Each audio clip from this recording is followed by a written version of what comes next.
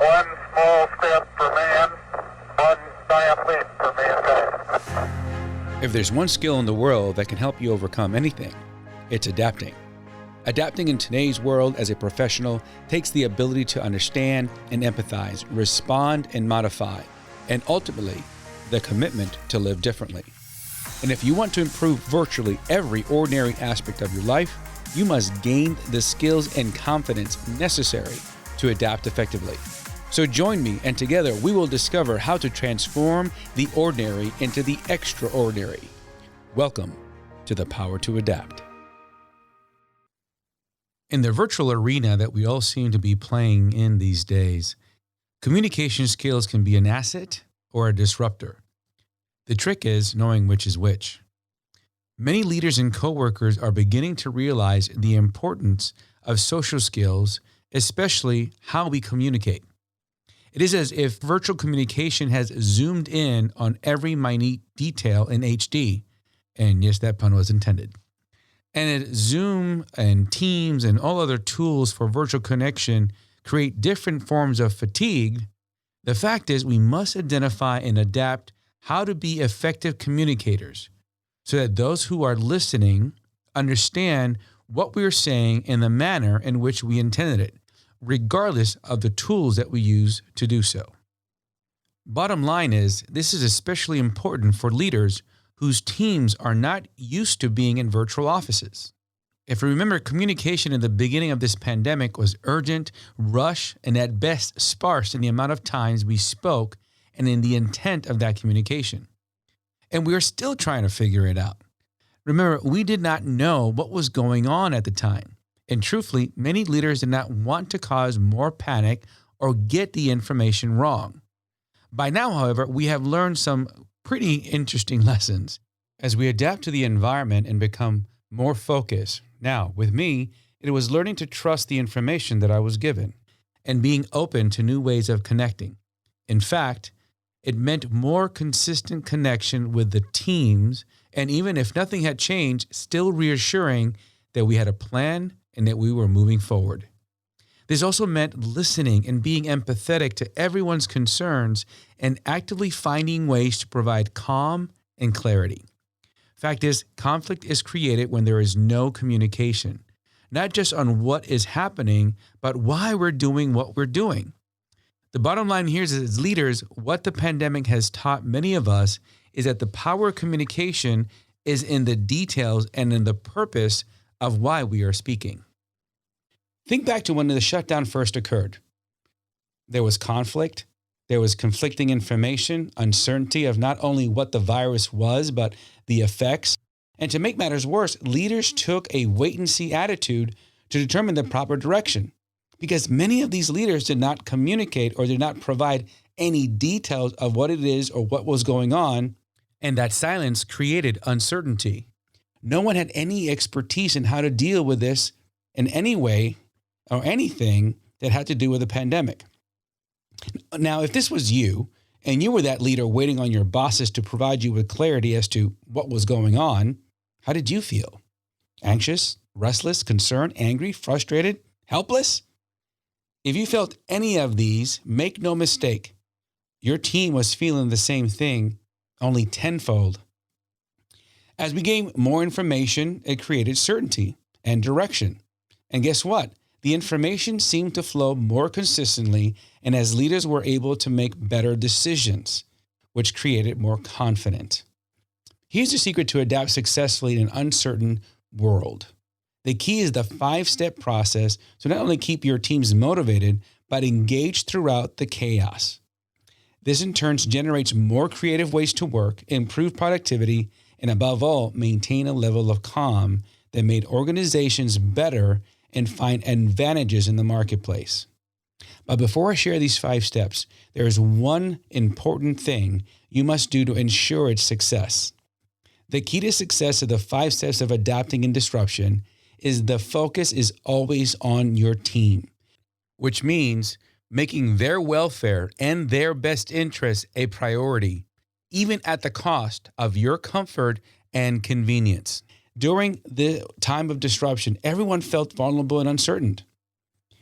They are seeking genuine guidance and leadership. And that is what we took on the mantle to do as leaders, to take and look chaos in the eye, find the clarity, and bring our teams, our individuals, our people safely through that chaos.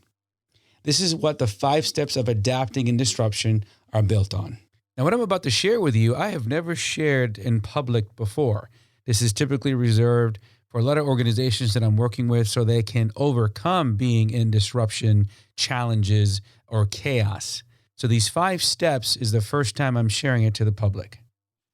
Those 5 steps are: be clear, be consistent, adaptable, empathetic, and to the point.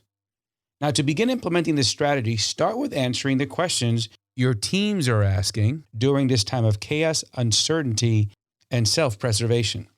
And I'll have all these questions and the steps and the Ricoisms in our show notes. Here's some questions you should have answers to that will help you shape the direction and purpose of the meeting.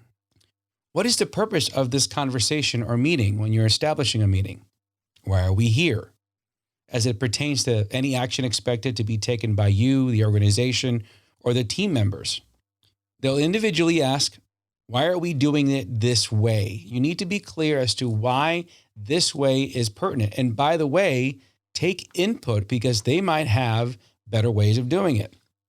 How will this benefit me, meaning the individual you're speaking to and the team and or the organization? At times, I believe that we don't go into too much detail because A, we don't know, or we're making it up as we go along, or we're trying to define all of the right ways of doing things. Because as leaders, we still want to appear strong. We still want to lead, but hey, we are human. We don't have all the answers, and especially in situations that we had no control over. And this time is when you bring your teams together in order to find the solutions. It doesn't make you a less of a leader. It actually makes you a better leader. The idea is that taking all that information and making a decision that is in betterment of or empowerment of the team. Great communicators have learned that communicating is being unselfish and making it all about that listener, your team. So gathering information and fitting to what they need and how they need it. Now, if you take the time to create a strategy around what you are saying and how it applies to the listener's perception and their current needs, you will have a captive audience. This is not the time to be interesting. It is about being and creating interest. So here's the key of being interested versus interesting. Ask yourself, how does my audience want to hear what I have to say? What is the current environment? And how is their state of mind being affected by that environment that I must consider? And what is the most pressing question they need answered and why? Once you've answered all of those questions, you now have a foundation and a strategy to communicate effectively regardless of the medium. But first, here's a warning. For some of those leaders who are listening to this episode right now, this will be difficult. You are used to giving out orders or you are used to being in control. And right now, that is extremely difficult. It has gotten better since March. However, there's still a lot of uncertainty. This is where being empathetic and being willing to listen will improve your ability to lead.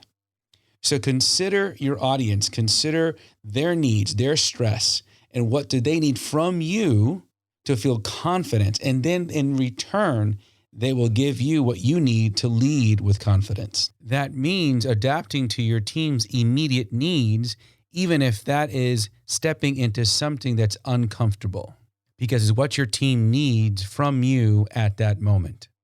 Feeling uncomfortable means that we are going out of the box of comfort, what we've created, what we control, what we know for certain, and going into something that is uncertain. This whole pandemic is all uncertain. But as leaders, true leaders, the ones who thrive in this and also bring their teams with them, have learned how to adapt effectively, not just to the environment and the situation, but adapting to what their teams need, how they need it, and when they need it. Because collectively as a team with a clear purpose, direction, and confidence, we can overcome anything. The first step in the 5 steps to adapting in disruption is clarity. When communicating with your team, send a simple agenda. I know that sounds simple and it sounds easy, but it's effective. This way that you can describe the purpose of your call, the desired outcomes of the call. And this helps those who are participating to be more prepared and focus. It also helps keep the meeting on topic. By adding the amount of time, the purpose of the meeting, and the outcomes desired for the meeting, you begin to create structure that they can follow. Now, here's a little tip or a hint, especially when you have members of your team who are extremely social. And if you're setting a Zoom meeting or a call or a conference call, invite them in 15 or 20 minutes earlier than the call. See, those who are extremely social, this has affected quite a bit. And how they energize themselves, how they see purpose is through social interaction.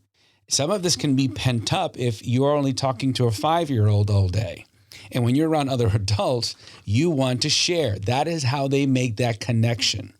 So invite those who are extremely outgoing or social 15 or 20 minutes before the call to just interact and socialize and catch up. This will help them become more productive and more focused on the meeting and adding value to the meeting instead of interrupting with stories or having that desire or need to speak. It's almost like a pressure cooker. If you don't relieve some of that pressure, it will be released in the wrong places. So that is something you can use. The second step is be consistent, especially with meeting structures and how the message is delivered. Do some fact finding from the influential members of your team about how it will be best to communicate with the rest of the team. What is the information they want you to provide? The preferred method of a communication? Is it Zoom, calls, text, WhatsApp? And who needs more contact above all areas of focus? This will help you create trust and confidence, not only from the team, but in the plan and process you're presenting. Also from the people and the roles that they will be playing. By getting that inside information and working with the influential individuals or the ones that really know the team, then you're able to adapt and adjust the plan and the roles, as well as communicate in a manner that everyone sees the why, the big picture, and how their independent abilities and contributions play a greater role. This is why that first part about being clear is important to purpose and direction. Constant contact is incredibly important about being consistent. Even if you have nothing to say, again, back to those social members of your team, connecting with them on a regular basis just to check on them, just to make sure that they are okay, that they're fine, that they're understanding what their needs are, and for them to know that they have someone to call if there's any questions, especially if they're accustomed to being in an office. This is a change. And if they're also playing teacher and mom and wife and everyone's in the house, that's also a disruption to how they focus. And if you are not connecting with them on a regular basis, you might miss some of those areas that you could assist them as a leader. Also, constant contact on suggestions, responses, what's been going on. Now, that doesn't mean you have to make a 1-hour Zoom meeting or text or things of that nature, Slack, WhatsApp. Quick little touch points are enough just to make sure that you address any issues quickly and easily, especially when everyone has understood what the plan is, what their roles and responsibilities are, the desired outcomes, measurables, all those important things that we need, that you're reaching out to them, making sure that everything's moving in the right direction. Do they need anything? Have they run into any issues? So those 10 or 15 minute touch points help you address issues that when they're small versus when they become bigger issues because you waited to the next meeting. These small touch points also help you to determine, hey, how are you doing? Outside of work, outside of task, everyone has their individual concerns and uncertainties. And as a leader, you want to make sure that you are addressing, that you're communicating, that you're letting them know, hey, we're not just here to work. I want to make sure you're okay. That level of communication, empathy, and concern will go a long way to addressing a lot of conflict or confusion, fear, and be able to be a more productive member of the team because they know someone cares, someone's looking out for them, And this is not just for the bottom dollar. Being consistent with your team meetings also ensures that those meetings are productive because they know what to expect and how to interact in that meeting. These touch points also save you from having to address big issues that you do not expect during those meetings. Now, step number 3, be adaptable. The whole point of this show, right? No plan survives execution. Something I always heard when I was in the military. No matter how good your plan is, it will not survive the battlefield. So expect to have to make adjustments, especially if it's a new process, a new environment, a new tool, or a new direction. Let your team know that they can make adjustments and that you are expecting the team to share how to improve. Suggestions and comments are welcomed. Now, reiterate to everyone that everyone is in the same boat and that the whole idea and suggestions are welcome because we are learning all at the same time. We're all codependent on each other. You may be the captain looking at the compass going in north, but everyone is part of making sure we're moving forward. What this does is to create a sense of ownership and team camaraderie. Now, up to now, it may feel like you're doing all the work, but you have a collective of individuals, of teams that are looking for guidance and direction, especially if you had a existing culture or a culture that was strong. Just because you're in a different environment, you don't lose that, especially if you create calm, clarity, and direction for them. Your team is looking for a solution as to where are we, what do we need to do? And if they do it together, then they feel they're part of that solution, not being left in the dark. So number 4 leads to being empathetic. More than ever right now, having a high emotional quotient. And what I mean by that is being able to empathize and understand the other person. You may not have to agree with their point of view, but you understand where it's coming from.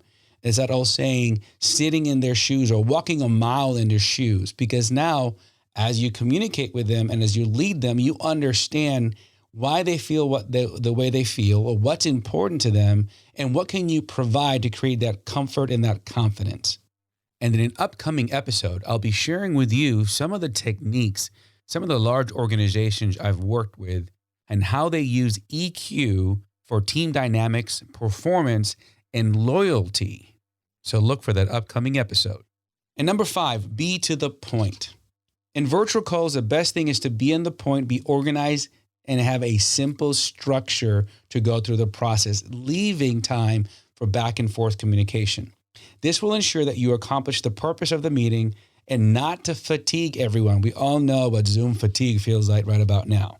So here's just a simple example or formula. The agenda, objectives, responsibilities, and additions, who's in charge, and the purpose of the meeting. How long the meeting is going to take, and the desired outcomes, and what are the next steps. If you keep this simple framework, you will have shorter and more productive meetings. And in future episodes, we're going to cover the different behaviors that are affected by working from home or virtually, and the personalities of each one of your team members. And most important of all, how to address each so that each team member not only adds value, but has the confidence and drive as a team with you as a leader to move forward through any chaos. And that's the 5 steps for adapting in any disruption. Thank you for listening to today's episode on the Power to Adapt podcast. If you like what you heard, please leave us a rating and a review wherever you are listening to the show, and subscribe so you don't miss future episodes and the upcoming interviews. If you're thinking about trying any of my Ricoisms, head to the Facebook page, The Power to Adapt, linked in the episode notes below. Show me your progress or ask me any questions you may have. Help grow our tribe by sharing this episode with someone you think may benefit. We want to impact 1 million people, and that starts with you. Until next time, I'm Mr. Rico.